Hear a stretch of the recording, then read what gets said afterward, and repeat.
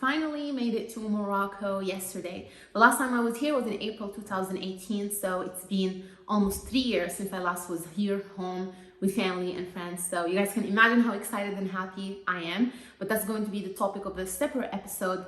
We're going to talk about all that, but this particular episode, I want to talk and share with you my experience traveling to Morocco right now during the pandemic, so that if you are traveling yourself, that's going to help you a little bit, and especially if you have some doubts or questions about travel restrictions right now.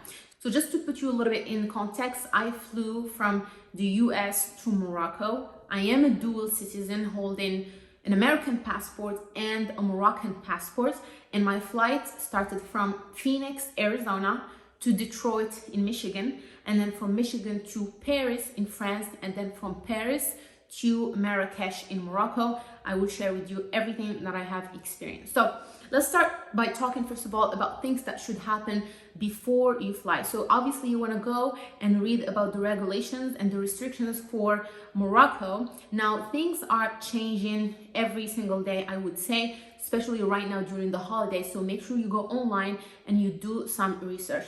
I will leave some links in the description box with some reliable resources and websites that you can rely on and check up-to-date information. But the first thing that you want to really worry about is the COVID or a negative COVID test. Now, when you go online and see what they are asking for, they want you to be able to show results of a negative COVID-19 test, but not any test. They want it to be a PCR test. They are very particular and specific about that. So first I took a rapid test so that I can have my results right there, because I just wanted to have that peace of mind that I'm not infected. But if you enter with a rapid test, they're not going to accept it. It has to be a PCR test. So I took my PCR test with CVS. Now, the weird or confusing thing is, when I went to CVS to get my PCR test done, which was a drive-through, you just go in there, they give you the kit, and it's a self-administered test. They tell you that it's going to take from 3 to 7 days for the lab results to be back. Now, when you go and read online, they ask you to get tested 72 hours before departure. But they also say you have to have your results with you before flying. And to me, it just didn't make any sense, because 3 days, results taking 3 to 7 days, it just doesn't make sense.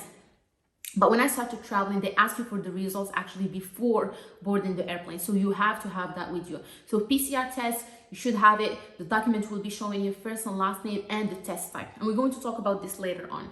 So let's talk about the first leg of my journey, Phoenix, Arizona to Detroit, Michigan. So number one thing that I noticed, I was not able to check in online. So I had to go to the counter. When I went to the counter, they obviously checked my passport.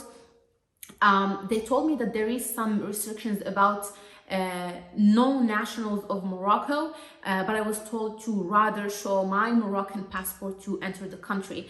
So they checked my passport, and then they asked me to show my PCR results for the test. So I showed them that. I didn't have my results printed in a piece of paper, so I just showed them on my phone. They were really just looking first name, last name, and then the test type again. And then they asked me for 2 travel declaration form. So they wanted to make sure that I have a Moroccan travel declaration form so that I can show it when I get to Morocco. I did not have it printed with me, but the person who was helping me actually was kind enough to print it for me. So they wanted to make sure that I have that one. And then there's another travel declaration form for France. So they provided me with that one. And basically both of them, I will talk about both of them. Well, actually, I will talk about the Moroccan declaration form towards the end, but then the declaration form that they provided me, I actually did not even use it. But that form just had some information about first name, last name, citizenship, and then the date, and just saying if you have any symptoms or not.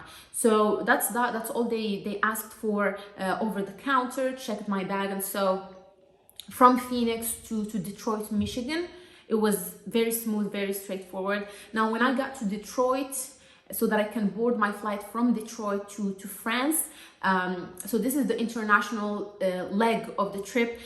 So before boarding in the airplane, there was a line. So you would go in the line, and then they check everyone's temperature and they check your results for the COVID-19 test. They have to see it before you board the test. So unless you meet all of these two criteria, you won't be able to board. So they check the temperature, they check the test results, you show them the passport, and then they put a sticker in the back of your passport. And then once you have that sticker, you are good to go and board the airplane. So the boarding process was a little bit hectic just because people were a little bit confused and it was kind of busy because of the holiday. But other than that, when we were boarding the airplane, I was wearing a cloth mask, and they asked me to change it to a surgical mask, which it was actually already on the website. And by the way, I flew with the Air France, if you are curious. So they do have the specification in the website, and so they provide me with 2 surgical masks, and they asked me to change it every 3 hours. So I had to change it once during the flight, but other than that, everything was very, just very normal. They do have food service in the airplane, so they were serving food and all the meals just like usual, and on top of that, they would provide you with the hand sanitizing wipes. So that was pretty much it. Towards the end of the flight, they provided us with another form to fill, and that form, they ask for information about your first name, last name, flight number, seat, and then symptoms if you are experiencing any, passport number, and so on. I thought that we are going to show it in Paris, but they ended up collecting it towards the end. You just fill the form and then they collect it towards the end. So that's the second leg of the journey. Now, when we got to Paris, so that we can board the flight going from Paris, France to Marrakesh, Morocco, everything was also straightforward. Before you board the plane, there was another line. Again, they check the temperature, they check your passport, and then they check the results, the negative results. They see the documents, again, first name and test type. So that was pretty much it. Boarded the plane, everything was just like usual. You keep your face mask on at all times, unless if you are drinking or eating, and that was about it. So we landed in Marrakesh, and I just started getting a little bit nervous because I did not know, not that I didn't know, but I just haven't heard from someone who had experienced it firsthand. But when we landed in Morocco, usually you would go directly to the passport checkpoints, but there was a checkpoint before that. So at that checkpoint is when they ask you to provide them with the Moroccan travel declaration form. So this is the form that I printed, or the person printed for me ahead of time, and I filled it when I was in the airplane. Just some rudimentary information about yourself, where you are staying, what nationality are you experiencing any symptoms, and then you provide the dates and then you sign it. So I thought they won't have them when I land or when I get to the airport, but there was actually a whole stand with forms free for people to pick. So a lot of travelers were just standing in there and trying to fill the form. But honestly, if you want to just go fast and you don't have any time to spare, get everything prepared ahead of time. Make sure that you do have a pen. Make sure that you fill all of your forms ahead of time. So we got to the checkpoint, and then they checked the passport, and then they checked the test results, and then they collected the form from us. So they kept the form with them. And honestly, it didn't even take them 2 minutes. They asked me to show them the name and the type of the test so that they don't have to navigate through the document.